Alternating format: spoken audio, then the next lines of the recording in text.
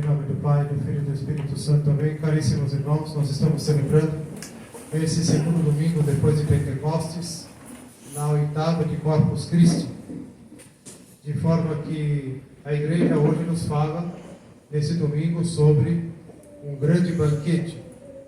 E esse tema do banquete está relacionado à festa de Corpus Christi, de modo que esse domingo, inserido nesta oitava de Corpus Christi, então a Igreja aborda esse tema do grande banquete, se referindo à Sagrada Eucaristia em primeiro lugar.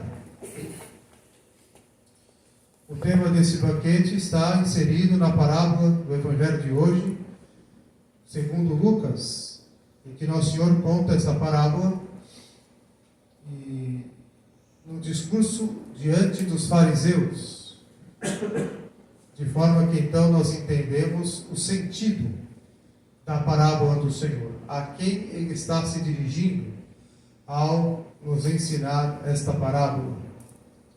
Está nos se dirigindo àqueles que rejeitaram Nosso Senhor. E Nosso Senhor conta nesta parábola que um pai de família convidou para um banquete, para um jantar, os dignatários da sua aldeia, da sua cidade, e de modo que os primeiros lugares eram reservados para as dignidades mais altas, depois as dignidades mais inferiores, e de forma que em outras parábolas o Senhor também aborda essa questão dos lugares, né, no banquete. E aqueles que estão mais perto da cabeceira da mesa, perto do anfitrião, têm os lugares de mais elevado status social. Porém, a parábola nos conta que, um por um, foi dando desculpas e se desculpando, se excusando, porque não poderiam participar do banquete. Cada qual apresentou as suas desculpas, as suas escusas, de forma então que o pai de família ficou muito irritado, diz o Evangelho, diz a parábola. De modo então que ele disse aos seus servos: ide pela cidade, pelas ruas, e convide aqueles que não são chamados para o banquete, porque não têm essas tais pessoas status social. Ou aqueles que, por exemplo, ficavam nas praças e nas entradas das cidades pedindo esmolas, porque não podiam trabalhar, os cegos, os coxos, paralíticos, surdos, mudos, pessoas que tinham uma deficiência física, neurológica, podemos também dizer, né? Ou estavam cometidos por doenças como lepras, né? Então ficavam sem trabalho, sem trabalhos, sem dignidade social, né? Sem status social. Eram pessoas que ninguém chamava para um banquete em casa.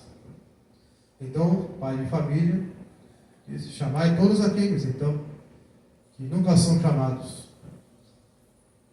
Então, os servos disseram ao seu senhor: todos foram convidados, mas ainda há lugar. Então, o chefe de família disse: então, trazei as pessoas que estão na rua e obrigai-as a entrar aqui para que a minha casa fique cheia. E aí termina o Evangelho dizendo: de todos aqueles que foram convidados não provarão do meu banquete, ou não provarão do meu jantar.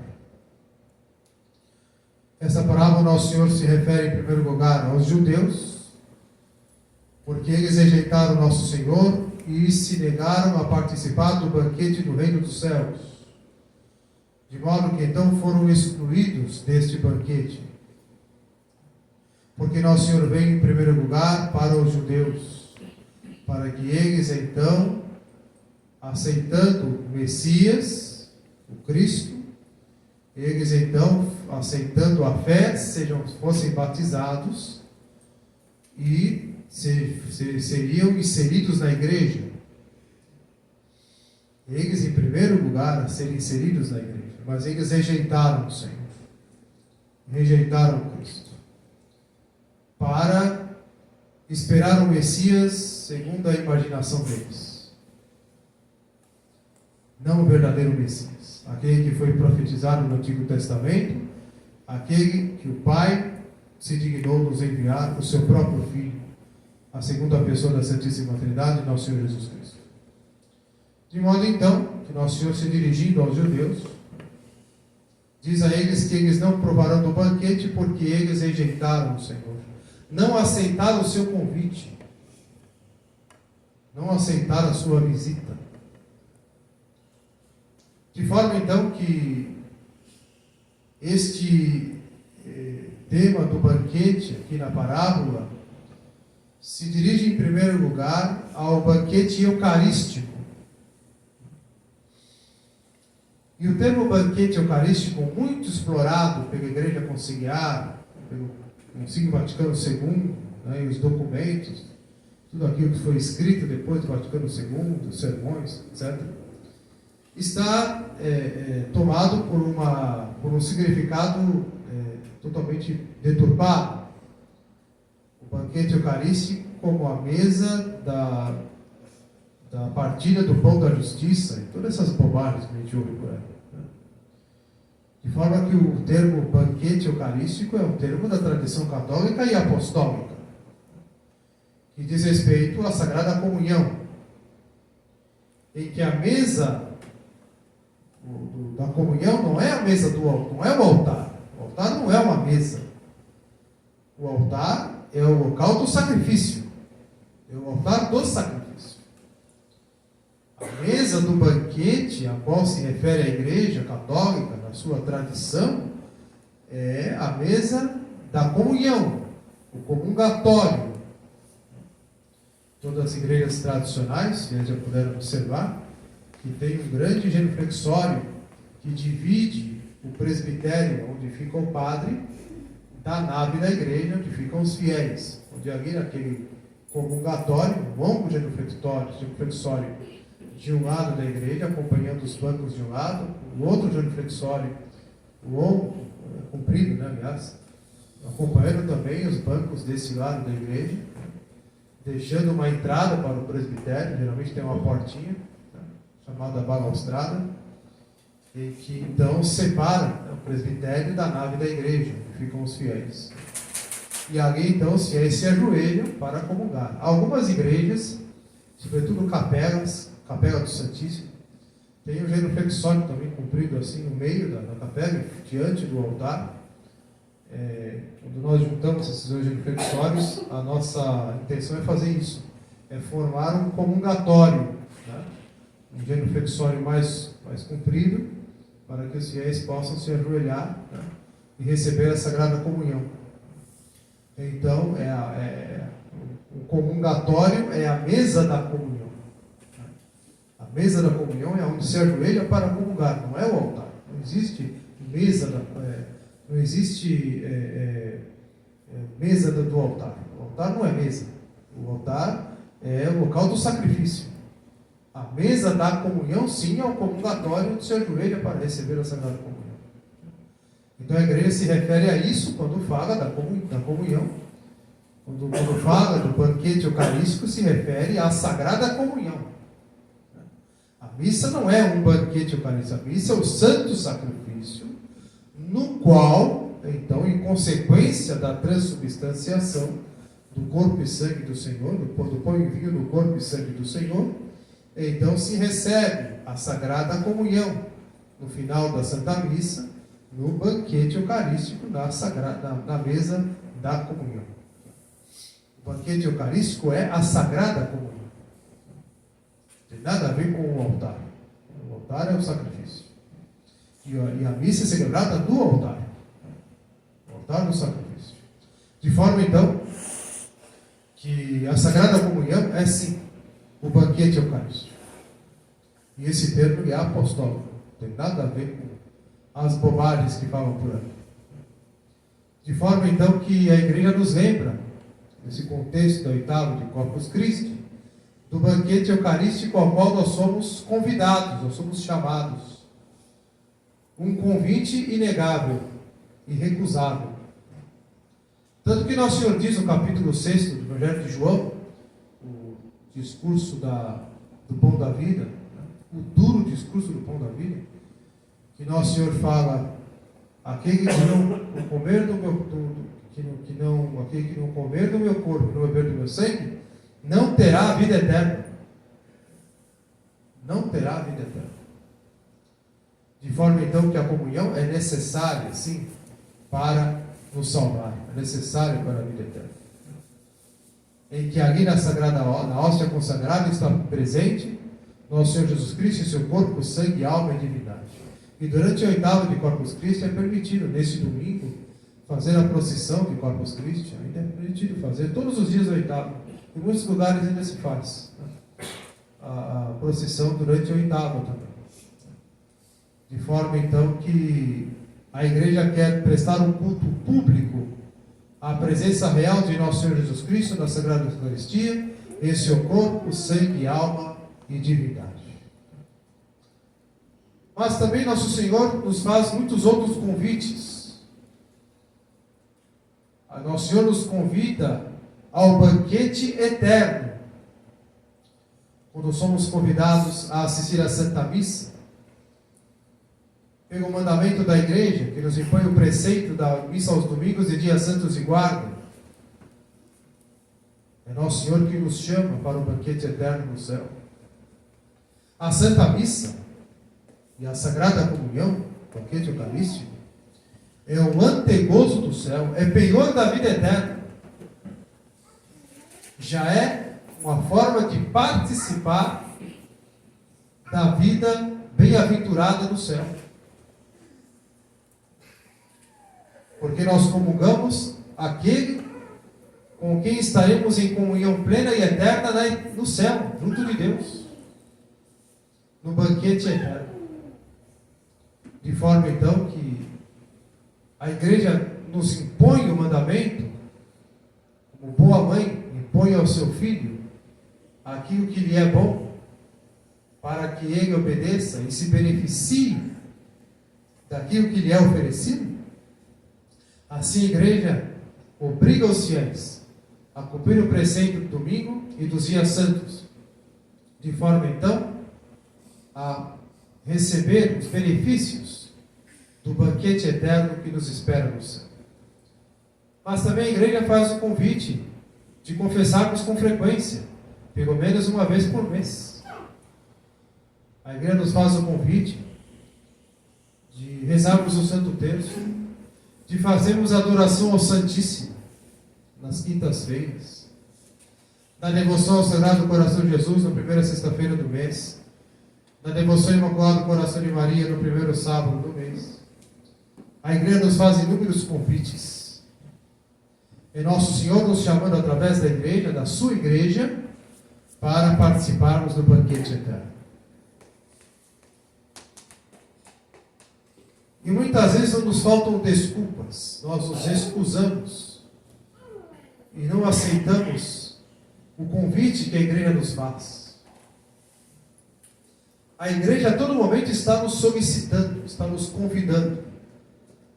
São inúmeros os convites, nos lembrando das nossas obrigações religiosas, nos convidando também para as novenas, para os terços, para as devoções, para os momentos votivos. Esse mês de junho, por exemplo, é um mês muito votivo, um mês muito rico também. Depois o mês de maio, um mês muito votivo, cheio de devoções, novenas e de festas também. De forma então que a igreja constantemente está nos chamando. E nós temos aquela tendência de, ocupados com as coisas deste mundo, mesmo com os deveres familiares, deveres profissionais, mesmo com as nossas preocupações diárias, diante de tantos compromissos que temos no dia a dia, ficamos cansados, claro, mas somos muito fáceis a nos excusar para as coisas de Deus. Nós nos justificamos com muita facilidade. Nós fugimos das coisas de Deus, muitas vezes dizendo, como sou católico tradicional, Então eu já cumpro o meu dever, já cumpro os preceitos. Então eu fico somente nos preceitos, aquilo que eu sou obrigado para não incorrer em pecado mortal. Porém, além disso, aí não me peça. Aí também já é demais. E Nosso Senhor nos pede mais. Nosso Senhor nos chama constantemente através da igreja. Então nós temos aquela tendência de nos desculpar, de colocar justificativas, e tantos momentos de via sacra, de adoração santíssima, de palestras, de catecismo, tantas oportunidades que a igreja nos dá, e nós rejeitamos. Está lá na internet, já tem uma aula na internet, tem um curso lá na internet, tem não sei o quê, tem um texto pela internet também, né? Tem gente que fala até, mas tem a missa pela televisão, até isso, dentro da tradição que fala. Gente que frequenta a missa tridentina fala, infelizmente. Tem gente de missa tridentina que não vai na missa aos domingos. Que perde a missa aos domingos com uma facilidade assim. Não dá para entender. Então são os convites que Nosso Senhor nos faz e nós vamos nos desculpando, vamos nos excusando. Porém, essas desculpas podem nos levar a ficarmos excluídos do banquete eterno. Porque Nosso Senhor diz: aqueles que foram convidados, portanto não aceitaram o convite, não provarão do meu banquete. Nosso Senhor não quer somente que cumpramos as obrigações simplesmente porque devemos cumprir. Ele quer o nosso coração, Ele quer o nosso amor, Ele quer a nossa vida voltada para Ele, de modo que a igreja se contrapõe ao mundo, nos chamando para Deus, para ter a vida voltada às coisas sobrenaturais, às realidades celestes, de modo que no dia a dia, no cumprimento dos deveres religiosos, deveres familiares, profissionais, no cumprimento dos deveres profissionais e familiares, vivendo entre as coisas que passam, a igreja nos chama a viver para as coisas que não passam, a nos santificarmos no nosso dia a dia, a estarmos servindo a Deus no nosso trabalho e na nossa família. De modo que precisamos, então, deste acúmulo de graças que recebemos no Santo Terço, como fizemos aqui hoje, uma adoração ao Santíssimo, uma bênção do Santíssimo, uma via sacra, um exorcismo, que é uma oração da igreja. Sobretudo nos sacramentos, na Santa Missa, na confissão e na comunhão. Quando vamos à missa, não porque tem o preceito, mas porque temos a devoção, tem mais mérito. Podemos ficar em casa, descansar um pouco mais, mas nos propomos a ir. A confissão mais frequente, uma vez por mês, nós nos propomos. Às vezes mais de uma vez no mês. Então vai nos levando com o tempo a um acúmulo de graças, que vai nos santificando e nos conduzindo para o céu. E devemos nos perguntar, no derradeiro momento da morte, qual será a nossa maior urgência? Aonde ficarão os deveres do dia a dia? Onde ficarão as nossas ansiedades, nossas pressas? Para onde nós correremos? Com certeza, gostaria de naquele momento, como pessoas de fé, de estarmos com o terço em nossas mãos, rezando o terço. Gostaríamos de estar ali naquele momento derradeiro, comungando, ou se confessando, se preparando para partir, deixar este mundo. Gostaríamos de estar fazendo aquilo que a igreja durante toda a nossa vida nos convidou a fazer. Mas nós fomos nos excusando, nos desculpando, justificando, diante de uma realidade que não podemos negar. Para as nossas coisas pessoais, para os nossos entretenimentos, para as nossas diversões, para o nosso descanso, que é um dever, que é nosso direito. Nosso Senhor nos concede esse direito de descansar, de nos entreter, de nos distrair, de passear. O Senhor nos concede isso. Porém, isso não pode tomar o lugar das coisas de Deus. Não somente quando é obrigação cumprir o preceito, mas quando nós somos chamados para uma missa festiva, que não é de preceito, para um momento de devoção, como o terço, uma novena, uma hora santa. E mesmo que temos que fazer algum sacrifício, que tem mais mérito ainda, nós não nos propomos a esse sacrifício, nos excusamos, nos justificamos, nos desculpamos. Porém, não renunciamos às nossas preferências, ao nosso tempo na internet, ao nosso tempo de descanso, de entretenimento, de passeio, etc. As coisas que nos interessam de imediato, as coisas que nos interessam pessoalmente, nós damos um jeito. Por mais que sejamos apertados de compromissos, sejamos cheios de deveres, de preocupações, nós damos um jeito para as coisas que nós queremos. Para comer as coisas que nós gostamos, para fazer as coisas que nos dão prazer, que nos dão alegria, nós damos um jeito. Mas para as coisas de Deus, quando não implica uma obrigação, mas implica um cultivo da fé, nós então, estou muito cansado, eu tenho que acordar cedo, está muito tarde, choveu, está frio, está calor. Nós sempre encontramos aconteceu tal coisa, não vai dar para ir. Nós nos excusamos e vamos rejeitando os convites. E isso revela para nós uma realidade interior diante de Deus. Se o nosso coração realmente está nele, se estamos vivendo realmente para Deus, nosso Senhor, nós não podemos perder a oportunidade de estar de joelhos diante do Santíssimo. Não podemos perder a oportunidade de fazer uma hora santa, de receber uma bênção do Santíssimo, de rezar uma via sacra. Podemos perder a oportunidade de rezar no terço, no rosário. Não podemos perder a oportunidade que esses meios nos dão acesso a tantas graças de Deus, que com o tempo vai nos plenificando de graças, nos santificando, que nos trazem tantos livramentos, que nos fazem mais próximos de Deus, nosso Senhor, mais íntimos dele.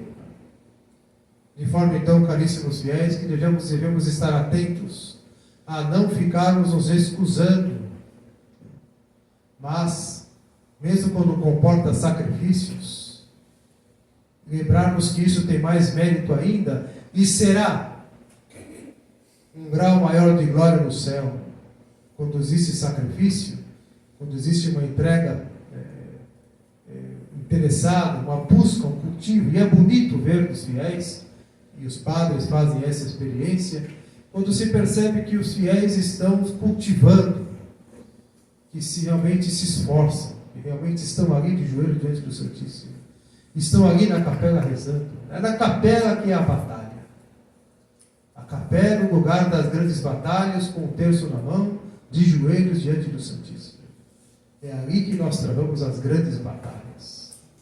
E daqui tiramos força interior para os combates diários contra as tentações, contra os pecados, contra os nossos defeitos, contra o mundo, contra os ambientes hostis no ambiente de trabalho, com relação também aos problemas da família.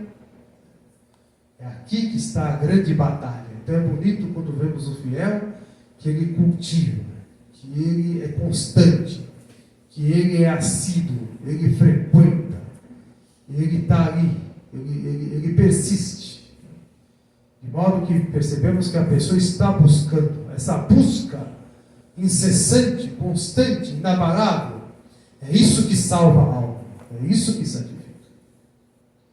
E esta alma que passou a vida inteira nesta busca, nesse cultivo da vida interior, quando chega no momento da morte, ela não quer outra coisa a não ser aquilo que ela sempre buscou,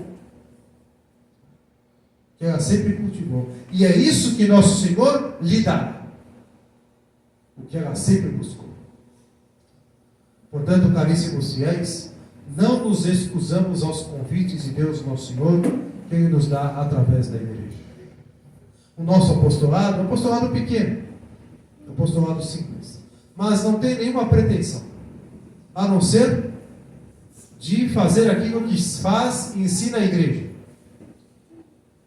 O padre, o cura, se propõe a convidar os fiéis constantemente, Diariamente o padre está convidando os fiéis para a missa, para a confissão, para a Sagrada Comunhão, para o terço, para a adoração ao Santíssimo, para a bênção do Santíssimo, para as novenas, para as devoções, para as missas festivas. O cura está constantemente convidando os fiéis para rezarem com ele, para estarem com ele diante do Santíssimo. São constantes os convites. O que a igreja faz? O apostolado nosso não faz nada mais do que a igreja faz. Nosso apostolado está a serviço da igreja, o que para nós é uma grande honra e um grande privilégio. Nós não inventamos nada, não criamos nada, não temos nenhum tipo de inovação, nada, apenas aquilo que a igreja sempre fez. É o que procuramos fazer, apesar de nossas fraquezas, de nossas misérias, de nossos defeitos, com muita humildade, é o que nós procuramos fazer, possibilitando os fiéis, então, de se beneficiarem de tudo isso que a igreja oferece. Então, os fiéis devem se dispor, de maneira a se beneficiar, a abraçar. O cura está totalmente à disposição, disponibilizando tudo que a igreja tem a oferecer, e através desse apostolado, o cura oferece aquilo que a igreja quer nos oferecer para a nossa santificação e para a nossa salvação. Então são constantes os convites. A todo momento o sacerdote está convidando à oração, à meditação, está convidando a se aproximar de Deus, a se santificar, a amar a Deus e a amar o próximo. A todo momento o sacerdote está fazendo o convite.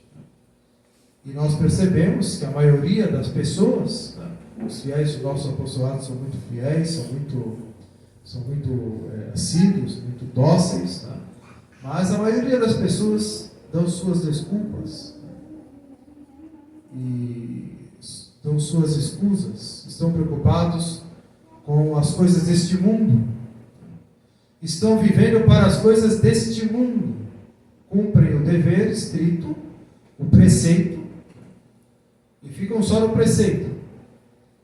Então, assim, percebemos que falta colocar o coração em Deus, falta aquela busca incessante, falta aquele cultivo da vida interior. Já fui na missa do domingo, já confessei no início do mês, já fiz isso, pronto, já rezei meu texto hoje, pronto, já sou um católico tradicional, vou para o céu, estou salvo. E nós percebemos nessas escusas uma presunção implícita.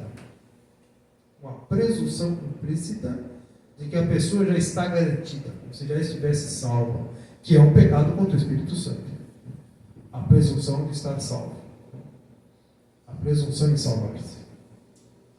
Por isso, então, a igreja hoje quer nos chamar, mais uma vez, nos exortar mais uma vez, caríssimos fiéis, a estarmos totalmente voltados para Deus e nos beneficiar destes meios que a igreja nos oferece, sejam sacramentais, sejam devocionais, para que nós possamos, então, dessa maneira, sermos abençoados, agraciados por Deus, por infinitas graças, de modo, então, a termos uma vida voltada para Deus nosso Senhor.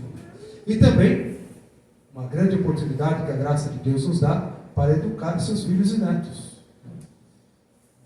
Nesse sentido de uma vida familiar católica, da vida voltada para Deus. Onde Deus, nosso Senhor, é a referência. Deles, desde cedo, aprenderem a piedade, aprenderem a devoção. Desde cedo combaterem a tibieza, desde cedo combater aquela atitude morna, do modernismo de hoje, os católicos modernistas, que são mornos, que são tíbios, a combaterem a tibieza e terem fervor, terem gosto, alegria, prazer para as coisas de Deus. Então os pais devem dar este exemplo em casa e também na assiduidade, nos meios que a igreja nos oferece, para que nós possamos, então, nos santificar. Então, aqui este apostolado se esforça cada vez mais para colocar aqui os fiéis que moram aqui em Jundiaí, que moram aqui perto, né, que possam então ter os meios para a sua santificação, além dos sacramentos, também os meios votivos, os meios devocionais, né, para que assim possam crescer na vida interior, na vida espiritual e se santificarem cada vez mais. Portanto, caríssimos irmãos, invoquemos nossa Mãe Santíssima para que nos dê a graça de sermos fiéis, como diz a epístola, no final da epístola da missa de hoje, né? Que nossa fé não seja praticada somente por palavras com a língua, que seja de verdade, né? Que seja na verdade. Então não podemos, então, dessa maneira, nos desviar dos convites que Deus, nosso Senhor, nos faz, né? Se beneficiar desses convites constantes, de nos santificarmos diariamente, né? De modo que também nossa regra de vida espiritual, o texto todos os dias, a meditação, né? As orações dos horários que nos propomos na regra de vida espiritual, né? Sermos fiéis, nosso Senhor nos espera naquele momento, diariamente, na hora de rezar o texto, fazer meditação, a oração da manhã, a oração da noite, o anjo do meio-dia, o estudo do catecismo, as santas leituras, né? Nosso Senhor está aqui nos esperando, nos convidando, né? Não podemos nos excusar, né? Então pensamos a Nossa Senhora que nos dê a graça, então, de que tiremos aqui santos propósitos, né? Para uma vida cada vez mais orientada para o céu, orientada para o banquete eterno, para que, ao sermos solicitados, ao sermos convidados, aceitando de bom grado os seus convites, possamos então um dia participar para o grande convite que Ele nos faz, que é a participação do seu banquete eterno no reino dos céus. Louvado seja nosso Senhor Jesus Cristo. Para sempre seja.